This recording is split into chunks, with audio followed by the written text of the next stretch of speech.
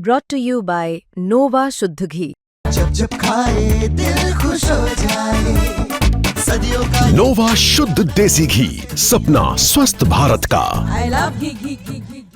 मुख्यमंत्री योगी आदित्यनाथ ने आज लखनऊ में गुरु श्री तेग बहादुर जी महाराज के 350वें शहीदी दिवस के अवसर पर कहा कि आज का दिन हम सबके लिए एक प्रेरणा का दिवस भी है। गुरु तेग बहादुर जी महाराज को इतनी यातना क्यों दी गई थी? क्योंकि उस समय मुगलों ने पूरे भारत का इस्लामीकरण करने की एक मुहिम चला रखी थी।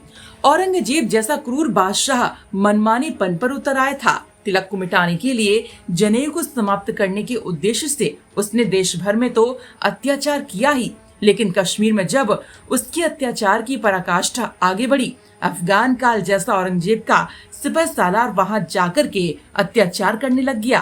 तब पंडित कृपाराम जी ने जब कहीं शरण नहीं मिली तो गुरु तेग बहादुर जी महाराज की शरण में जाकर याचना मांगी थी। आज का ये दिन हम सब के लिए एक प्रेरणा का दिवस भी है। गुरु तेग बहादुर जी महाराज को इतनी यातना क्यों दी गई थी? क्योंकि उस समय मुगलों ने पूरे भारत का इस्लामीकरण करने की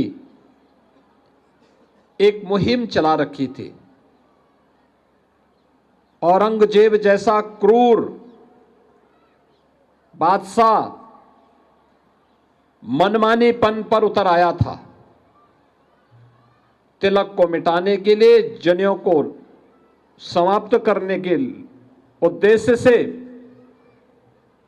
उसने देश भर में तो अत्याचार किया ही, लेकिन कश्मीर में जब उसके अत्याचार की पराकाष्ठा आगे बढ़ी, अफगान खान जैसा औरंगजेब का सिपह सालार वहां जाकर के अत्याचार करने लग गया, तब पंडित कृपाराम जी ने जब कहीं शरण नहीं मिली तो गुरु तेग बहादुर जी महाराज की शरण में जाकर के याचना की थी।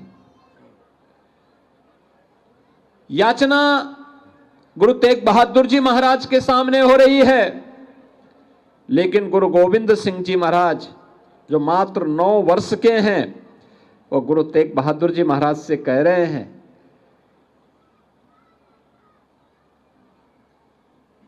कि याचना हो रही है, आप कह रहे हैं कि किसी बड़े आदमी को अपना बलिदान देना पड़ेगा, तो आप बताइए आपसे बड़ा कौन है?